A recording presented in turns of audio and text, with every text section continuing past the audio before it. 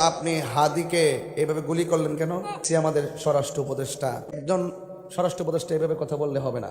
আসসালামু আলাইকুম সুপ্রিয় দর্শক মণ্ডলী, আপনারা হয়তো ইতিমধ্যে সবাই জেনে গিয়েছেন ওসমান হাদি গুলিবিদ্ধ হয়েছে এবং আলোচিত তাহির বক্তা ওসমান হাদিকে নিয়ে কি বলেছে, আরও স্বরাষ্ট্র উপদেষ্টাকে নিয়ে কি বলেছে, সম্পূর্ণ ভিডিওটা দেখেন, দেখলেই বুঝতে পারবেন। আপনি হাদিকে এভাবে গুলি করলেন কেন? গত কয়েকদিন আগে আমার রইসুদ্দিনকে প্রকাশ্যে পিটাইয়া মারলেন কেন? আল্লামা শহীদ ফারুকীকে ঘরের ভিতরে ঢুকাইয়া হাত পা বান্ধা একটা জবাই করলেন কেন? বিচার একদিন হবে, কিন্তু আপনার সাথে আমার মতাদর্শের ভিন্নতা থাকতে পারে, বাট হয়তো কিছু কথাবার্তা কন, কিন্তু মেরে ফেলবেন এই দৃষ্টিভঙ্গি পাল্টাতে হবে। কারণ খুনিদের শাস্তি কিন্তু ভয়ঙ্কর, আর যে খুন যার নেশা একদিন কিন্তু সেও ওই পথের প্রতীকী হবে। আজকে দেখছি আমাদের স্বরাষ্ট্র উপদেষ্টা তিনি ঘোষণা করছেন যে যারা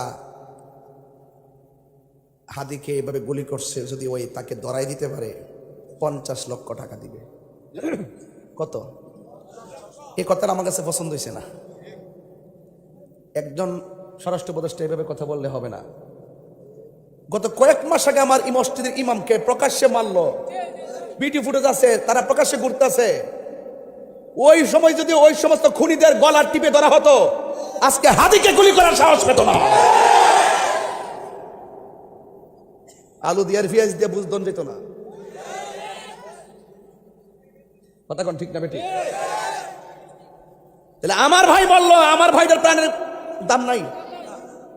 আপনারা এই সমস্ত খুনিদেরকে আস্কারা দেন দিকই, এক বিচারের জন্য পাগল হয়ে যান, আরেক বিচার ছেড়ে দেন। আজকে যদি রইসুদ্দিনের খুনিদেরকে প্রকাশ্য শাস্তির আওতায় আনা হতো, আজকে আমার তো আজকের মতো এখানেই। ভিডিওটা কেমন হয়েছে অবশ্যই কমেন্টে জানিয়ে দিবেন, আর ভালো লাগলে চ্যানেলটা সাবস্ক্রাইব করে দিবেন।